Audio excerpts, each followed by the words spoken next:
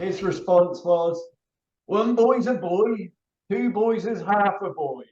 I think personally, I wouldn't worry about social loafing. But let's avoid the difficult conversations by having good conversations first of all. And the corporate response to that is yoga lessons, fresh fruit, gym membership. And ultimately, this whole thing about mental illness being higher in large organisations is their bloody fault and it's their responsibility. Welcome everybody, episode 2 of Work Punks. Today, Colin Newlyn, Ben Simpson and myself, Paul Jansen. We are talking about whether size matters in organisations. For starters, let's talk about team size. I get often asked, what's sort of the right team size that I should be thinking of in my organization to get the most out of my teams? First and foremost, the first question really is, are we talking about real teams, right? Because a group of people is not necessarily a team in my view. For me, a team is when there is a clear sense of a shared set of goals that this group of people is there to achieve together. Then it depends on what kind of set of goals and tasks and activities are required to deliver on those goals. Are they relatively straightforward or are they very complex? Are there perhaps large degrees of uncertainty involved? Is there a lot of communication required? Is this team sitting together or remote and working in all sorts of different ways? All of these aspects, I think, have a role to play in, whether the team could be larger or perhaps is more effective when smaller. If you start to look into the literature on team size, you very quickly come to a couple of rules that get bandied about, and I'm not quite sure whether that actually works in most contexts. So context is everything. So if you read about the 2 pizza rule by, from Amazon, Jeff Bezos, that says, well, a team shouldn't be larger than, how many people you can feed off 2 large pizzas. I don't know what pizza size they have in the US, by the way. I can have a pizza on my own, so that wouldn't make for a very large team. But that's by the by. It's generally referred to by, 6 to 8 people, I guess, the 2 pizza rule. Another one is Spotify is quite clear on their team size. They talk about a team shouldn't be bigger than somewhere between 6 to 12, with Spotify being quite well known for its agile teams and how they created their own version, the squads. VitalOrg is quite well known for having very clear ideas about team size. The Dutch community care organization that has essentially only 1 manager and about 900 teams of care professionals. They are very clear that teams never should be bigger than 12, and as soon as they become bigger than 12, then they actually split in 2 and start growing from 6 again. What often gets then mentioned in that context is this concept of social loafing. And that is about, okay, so I can sort of see that a team starts with about 4 or 5 people, and then as soon as you start adding more people to that, actually the marginal gain in terms of how much effort they put in these extra people is actually not the same as what those original team members actually put in. I think personally, I wouldn't worry about social loafing in a team context. I don't know what you guys think, but for me, it's important to realize that you cannot always be switched on, right? You cannot expect everybody to be pulling that rope for 100% of their strength all the time. And I think one of the strengths of a team where you bring in different individuals with different skills, with different strengths, with also different mindsets and different levels of energy, the strength of the team is the fact that you can alternate that. Some people have a better day, some people have a worse day. And as long as you are open about that and accept that that's going to be the case, then you can work together to get the maximum as a team out of that group of people. And therefore, you're not expecting anyone to always be running at 1,000,000 miles an hour. What are your thoughts? Social loafing, nonsense? Relevant? I'm gonna date stamp social loafing back to 1981, actually, when I was the grand age of 11 years old, and I worked for the local farmer pulling wild oats. So he'd drive us up to a 40-acre field or whatever, and it was our job to pull up the wild oats and stuff them in fertilizer sacks, and before he got out there with his combine and harvested it. And I went and did it for a day, and I survived, and there was a £20 note in my back pocket as a result of my labour. So I thought, oh, this is all right. So the next day I came back and I bought a friend. And I thought, oh, this is, let's share the love a bit. This is a great job. Not the most rewarding work, but very autonomous. His response was, one boy's a boy, two boys is half a boy. So by his own arithmetic, if there were two of us, he'd pay us a tenner and not 20 for one. So right or wrong, not sure, context specific, but certainly not a new thing, Paul. I don't think there's a formulaic approach to this, because part of the whole thing about teams is there's a certain magic there, isn't there? If certain combinations just work better, more effectively, teams' performance varies depending on the context, which is changing. So, some teams are better in a crisis, and some teams are better when they're following a nice clear plan. So I mean, the formula I was going to chuck in, having just said, don't believe it's formulaic, was Price's Law, I think you said, which is that the contributions to a conversation is the square root of the number of people in the conversation, broadly speaking. So the square root takes 50% of the conversation. So the optimal number is 4 people. So that makes everybody gets a fair shout. And I think there's something in that about what's the right size of team that enables everybody to engage. Because some people will get crowded out, and we all know that it's the quieter ones and introverts and the people who take a bit of time to think, who tend to get pushed to the sidelines while the extroverts jabber on, still trying to figure out what it is they're trying to say. I think I don't think this social loafing thing really applies, because that's people all doing the same thing. And the whole point of the team, as you said, is people are coming in doing different things, got different roles, different strengths and abilities, and it's more about getting the blend right. I think that Price's Law idea, that's fascinating. Actually, I wasn't aware of it, but I do recognize that's a feature, and therefore I always try to encourage a bit of a methodology, especially in an autonomy context, in a context of autonomous teams, where you do instill a practice in the teams that they actually have a method to make sure that everybody gets engaged in the conversation and everybody has a say in how the decision, whatever decision needs to be made, for instance. So a bit of structure, a bit of a tool is quite helpful in that sense, and not just leave it to nature. And of course, we know that the bigger the teams become, the more coordination, the more communication is required, and undoubtedly it makes sense. It's interesting that they have managed to squeeze it into a formula. We can all see that dynamic, can't we? That a smaller team, the communication is much better and more equal, and the bigger the team gets, the more danger there is of certain people falling out the loop, which is why, as you said, you need practices to make sure that doesn't happen. And if you but once you've got beyond 12, you're almost going to get a natural fragmentation anyway, aren't you? I mean, for sure. Yeah. So again, for me, it's therefore more important that if you see something that looks like or smells of social loafing, i.e., not everybody putting the same weight, then the question more becomes, how do you tackle that? And I think that is more to do with.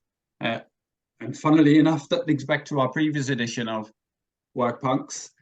It links back more to how safe do you feel in your team to actually hold people to account and say, hang on a minute, mate. I feel like I'm doing all the work here. Maybe I'm wrong. Should we talk about this? 2 personal experiences of mine come to mind. One was when I was part of a board of trustees for a charity. So that was a big team. It was always hovering around the 12 to 15. So too big, frankly, and we knew it. So I think you can probably get away with a larger team if you're in there shoulder to shoulder doing work together, because there is more social intimacy and there is more trust, I think. And more preparedness to kind of step forward.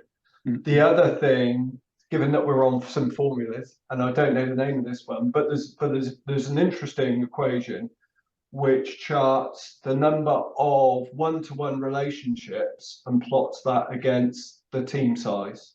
And what you notice for the linear rise in numbers in the team, the number of connections, one-to-one connections, grows exponentially. And I think, you know, if I think back to my time on that board of trustees, you know, I didn't hold those person-to-person connections in a real and meaningful way because there was little opportunity to do that.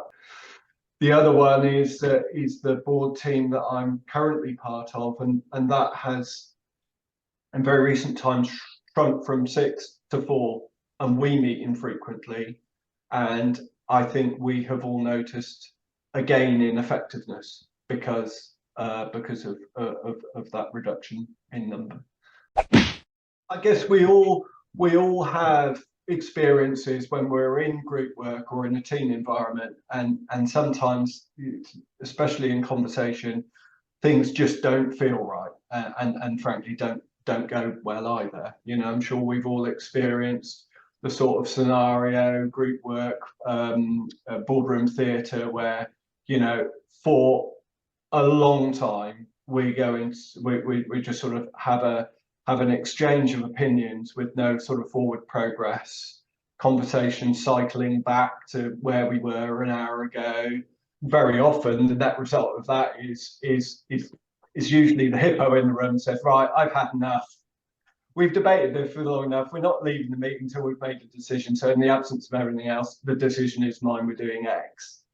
I'm sure we could all remember times where we've sort of walked away from those interchanges feeling, yeah, that didn't feel good, and very often that's because we've not been heard, we've not been understood, we feel we've not been able to get our voice across, or we feel, as in Colin's scenario, we feel that we've simply been crowded out and there are some louder voices in the room, so we'll just shut up and keep our great ideas to ourselves. And just recently, I've been introduced to the work of a guy called Julian Treasure.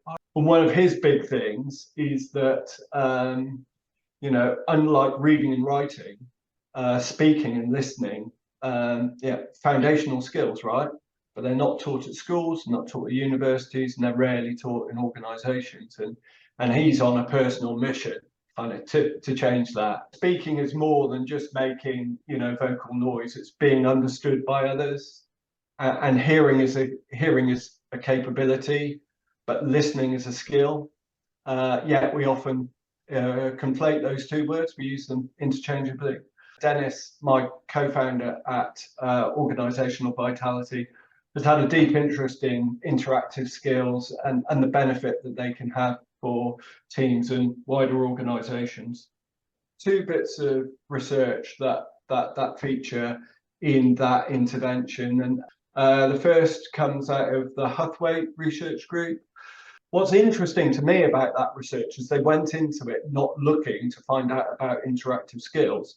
The basis of the research was, what is it about some managers that make them absolute superstars that we can put them in any context and they will make any team have a step change in performance, and those that are just good managers? Surprisingly or not, improved conversational skills was the lurking variable. What we help teams do is we help them codify every single interaction that they have singularly into one of 11 categories.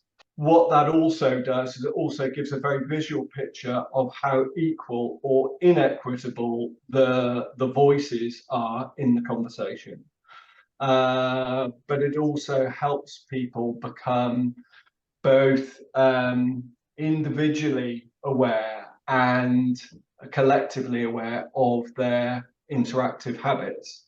So what we are able to do is to shine a bright light on that, and we help them change their behavior, be more attuned to how they are interacting in a way that will make the conversation much more equal, much more generative, and much more effective. The second part of the research and the second part of our intervention is structural. So you've already mentioned, I think, structures in conversations. And there we draw from some research, similar area, the relational manager, Kepner and Tregoe, I think. So these guys said that to be truly effective as a group, we need a broad structure and sequence to arrive at good results, whether that's problem solving, idea generation, decision making, collective decision making, etc. Our experience, and bear in mind Dennis has been doing this, he was subjected to the Hathwaite research, so he's been involved in this for some time, and our observation is one or the other. It isn't behavioural or structural. You need both. They're both necessary, neither sufficient on their own. What we see in organisations right now is the pressure's going up, the tempo's going up, the consequences of getting it wrong are going up, the workload's going up, and yet, and sadly, record numbers of people burning out as a result. And the corporate response to that is yoga lessons, fresh fruit, gym membership, and we're not equipping people to deal with that high pressure, cauldron to the best of their natural ability. So apart from anything else, I'm just ready to rally behind Julian, and I think we could all imagine that the world would be so much of a better place if we all felt really understood, and our teamwork and our group work felt rewarding and were relatively kind of frictionless. Now, I'm always struck by looking at self-organizing entities that quite often when they set up they do something around communication. There's a specific part teaching some sort of communication skills. So I think with VitalOrg, it's non-violent communication is their preferred methodology, but most of them have something. You say we're really not taught to communicate properly, and actually what happens in most team situations or any sort of business conversation is people aren't listening. They're trying to think about what they're going to say next. That's both not communicating and not listening at the same time, which is multitasking. Let's I'll give them that. Yeah, I wonder why that is. Actually, it's an interesting observation that self-managing, self-directing organizations seem to be some of the few actually invest in that. Do other organizations assume that the manager is the adult in the room and will ensure that communication is happening properly, or it's a big assumption to make, a big leap of faith? I think there is in a typical hierarchical situation, if there's a dispute or a miscommunication, then the people who are responsible for that actually don't take the responsibility. It gets referred up and somebody above decides. And you can't have that in a self-organizing structure because there is nobody above. You've got to sort it out yourself. So people need to be equipped to deal with that. Yeah. And to have not just the difficult conversations, which is something that people are trained in, but well, great, but let's avoid the difficult conversations by having good conversations first of all. The bit that we get taught as people who are invested in corporate life is all so kind of infected by command and control thinking and win-lose, frankly. So you get taught negotiation skills, you get taught conflict resolution, you get taught presentation skills, because clearly it's a one-to-many thing. You're going to be all knowing, and things like sort of collaboration, what to do to avoid conflict in the first place. How about that as a module? As part of an FT piece, which is more broadly about taking a different approach to this wellness thing with for the best organisations, there were some charts in there of from the Labour survey, and one particularly caught my eye because it was talking about mental illness and the occurrence of mental illness, and the highest occurrence of mental illness, that's cases per 10,000 or 100, I can't remember what it was now, but was in large organizations or large workplaces, which is over 250 people. And then it declined, then medium were less, and the lowest was small organizations. And I thought this was rather odd, because you sort of traditionally think, well, you know, the best corporate gig is in a big organization, it's big, secure, you know, all the trimmings, and yet that's where mental illness is at its worst. What could be the reason behind this? From the science perspective, we know that the two things that we need as human beings are belonging and connection. And clearly, it's much easier to get a sense of belonging and to have close connections in a smaller company than in a big multinational. So you get very disconnected from what's going on. So in terms of what the purpose of what you're doing is, you're so far away from the customer or the product or whatever, it can get a bit meaningless. And then I thought, well, there's a bit more to it than that, because then there could be, like, you know, David Graeber's bullshit jobs approach, where actually you are disconnected, but you also know that it's fundamentally worthless what you're doing. You know, that you're doing some corporate function that doesn't actually deliver anything of any value in the world. And also in large organizations, you get this thing of workplace isolation, where people literally are floating around completely detached from anybody. And then I thought, well, it could be it's personal. So maybe it's this whole sort of productivity theatre bit where you have to be the corporate citizen. You've got to be busy all the time. You've got to show, you know, you've got to be doing that presentation to show how great you are all the time. And that gets pretty bloody wearing after a while. And then you've got the whole thing about, well, maybe just being in a large organization is damaging to you. And the responses are that you desensitize because there's so much toxicity and abuse that becomes normalized in those organizations. Yeah, you're sort of secure, but your division could get cut tomorrow and you wouldn't know anything about it, you know. And I know people that's happened to. And then the last strand that came up the other day on a post I put out about bullying and abuse was this whole thing of moral injury. That actually what the business is doing conflicts with your own morals, or what you're being asked to do to serve the business is in conflict with your morals. And that, as we know, that sort of dissonance is extremely wearing over time. And it's a bit like the mask wearing and the productivity theatre. You can do it for a bit and then it really starts to drag you down. Some of the more top organizations are taking a completely different approach to well-being, and it's very much about building you know, self-awareness and mental resourcefulness, so they could actually control their minds and be more effective. And interesting, one of the companies that was doing a very far-reaching program is Ineos, who've been doing this for about 15 years and putting a lot of money into making, you know, their top people really much more emotionally and spiritually aware, so that they're much more able to control their feelings and their reactions and perform better. So that's probably the solution. But, like, why is this problem happening in the first place? Big organizations, I guess, are always going to be tempted by the promise of economies of scale.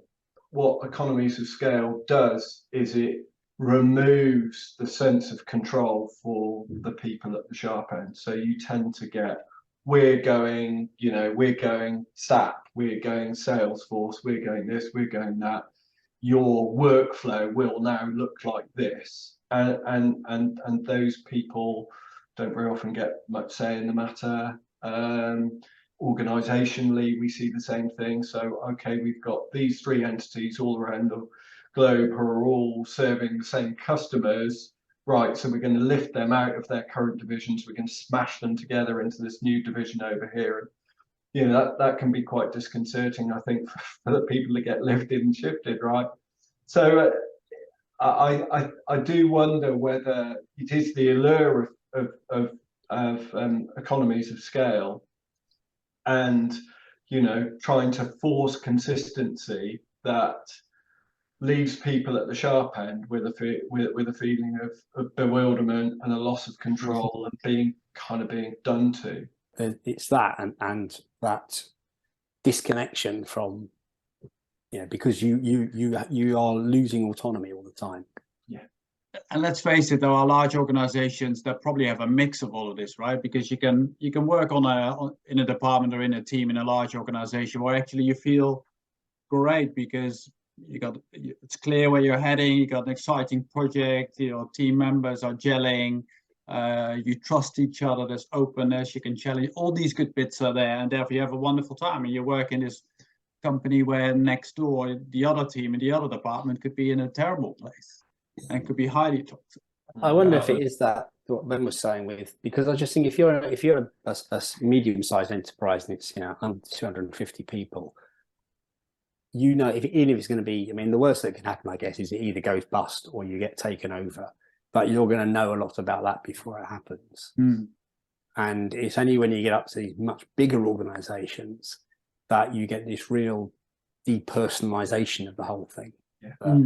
That you are just a number on a spreadsheet. And if we decide this bit of the spreadsheet here is going with those 2 bits over there, and we're going to move you all to, some other country possibly, you wouldn't get that in a small organization, really. Yeah, I think you're touching upon loss of control, but also on loss of insight, right? Lack of transparency, lack of understanding of what the bigger picture is. And I can't imagine that most people in large organizations constantly think, oh, will I be sacked tomorrow because anything might happen? To a certain extent, you may have that worry more in a smaller organization that's much more dependent on, will we win this contract with this client or will we lose it? Because that makes a difference if in 50% of our turnover, for instance. So both scenarios happen, but I think in the smaller organizations, there is more naturally, as we also touched upon in my topic around team size, more naturally a sharing of information, and you pick up a lot more signals from, are we doing well or are we not doing well? And I think a larger organization perhaps needs to be working much harder at creating that openness. So Simon Sinek talks quite a lot about this under, and this is his sort of tagline, under the title of abstraction. So in big organizations, the decisions that get made that affect so many people are made by a tiny group of people who are so far removed, from the day-to-day realities that they are judging and making their evaluations based on what they have in front of them, which is largely spreadsheet data, the presentation that the consultancy that's selling them the new tool or the new structure or the new bit of software has given them, and maybe some cursory fact finding that they've done where no one really wants to tell the boss how it is. So they and I'm in sympathy for them here, and usually for me, they are making decisions with good intent, but actually based only on kind of half the story. I think you're being exceedingly generous to say they're making it's brand victory, Colin. Don't worry, it's not me changing my stripes. Because the evidence is in these very large organisations, they're making decisions based entirely on their own self-interest, and that detachment just enables them to ignore the implications that it has for other people. So, okay, so they don't have all the information they need. Well, either they shouldn't be taking a decision at that level, or they should spend a bit more bloody time getting the information they need to make the right decision. I mean, and ultimately, this whole thing about mental illness being higher in large organisations is their bloody fault, and it's their responsibility. Absolutely. And it's for them to solve it with more than sodding yoga classes and free fruit every day. There's also a little bit of research that has been done around these sort of bolt-on interventions that seek to improve well-being and mental health at work, and the research says that the improvement that they make is actually quite hard to discern, and there is also at the same time evidence that they make matters worse. And you can completely see that, can't you? If you're being treated like a rat in a lab, and then on the other hand, oh, but don't worry, because we've laid on fresh fruit and yoga classes, that's actually going to make matters worse. So the way to solve the problem is to stop treating your people like shit, okay? And that's a systemic issue. And what they're doing is they're making it a personal responsibility. It's you're not doing enough self-care. Well, that's not the answer, is it? That's going to make life worse. and that's what needs to stop. I think that's a good point to finish this episode of Work Punks. If you have experiences of some of the topics that we talked about today, or have suggestions for topics that we can talk about in our next episode, then please put them in the comments or post them to us directly. You will have our email addresses at the end of this this recording, and we look forward to seeing you at our next episode. See you then. See you then. Bye. Bye.